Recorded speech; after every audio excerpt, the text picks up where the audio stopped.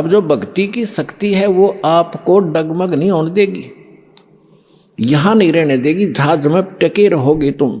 एक भगत बता रहा था कि मैंने एक बार स्वप्न देखा जैसे मैं दादू जी के जहाज में बैठकर जा रहा हूं, क्योंकि हम असंख्य जन्म से भटक रहे हैं, महापुरुषों के संग कभी ना कभी हमने किया ही है।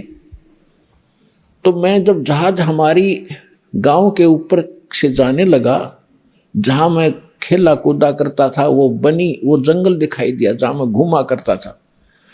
मैंने ऐसे कहा भाई यहाँ घूमना चाहिए, देख कितना अच्छा जगह, मैं ऐसे घूमा। वो मन में आस्था रह गई, पटक दिया नीचे आकर दही। और भगत कहने लगे जी एक भगत गिर गया। तो दादू जी कहते सुने भाई फिर देखेंगे, इसने जानते इसकी आस्था रहेगी यहाँ पर।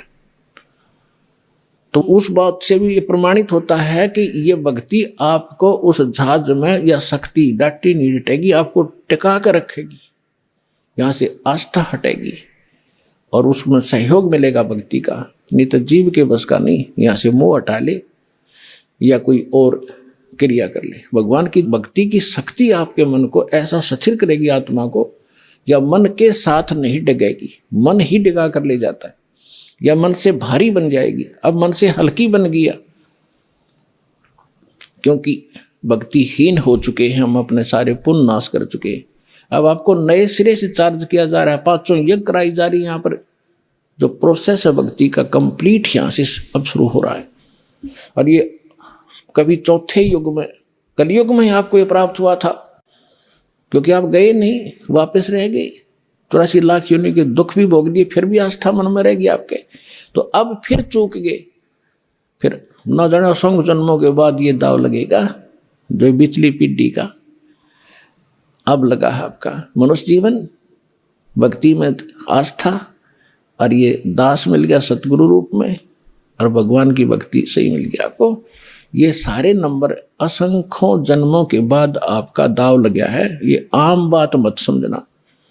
और ये ज्ञान कोई डूम बाट के बताए गीत नहीं है, ये समर्थ का दिया हुआ ज्ञान दास आपको आगे टेलीकास्ट कर रहा हूं, मेरा इसमें कोई रोल नहीं है। एक टेप रिकॉर्डर समझ लो, परमात्मा का ज्ञान एज इट इज महापुरुषों की वाणी रिकॉर्ड की आपको सुना रहा हूं, अपनी तरफ से कुछ नहीं मिला रहा हूं।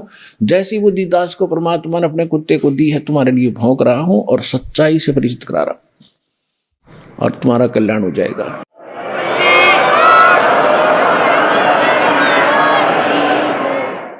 और इसको दृढ़ता से मान लेना, दास जो वचन कहे उसको फाइनल समझ लेना,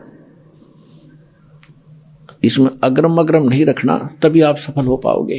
क्योंकि इस अग्रम अग्रम यानी शंका के नाश करने के लिए इतने प्रमाण दिए जाते हैं, इतने महापुरुषों के उदाहरण दिए जाते हैं, उनकी गवाही आपके रूबरू की जाती है, क्योंकि हम अज्ञान में सने पड़े हैं और भक्तिहीन हो गए, जल्दी से सेट नहीं हो पाती है भक्ति। तो इसलिए आपको सत्संग में बुलाया जाता है। सत्संग में आने से बहुत से पुण्य आपको प्राप्त होते हैं, आपको पता नहीं। अब माता पिता बच्चों को कभी कोई चीज़ खिलाती है, कभी कोई खिलाती है, कोई विटामिन के खिलाती है, तो क्यों खिलाते हैं? ताकि इसका शरीर स्वस्थ रहे और जल्दी युवा हो। तो ये सब साधन आपको इस आत्मा को दृढ़ करने के लिए, मजबूत बनाने के लिए ये करवाए जा रहे हैं।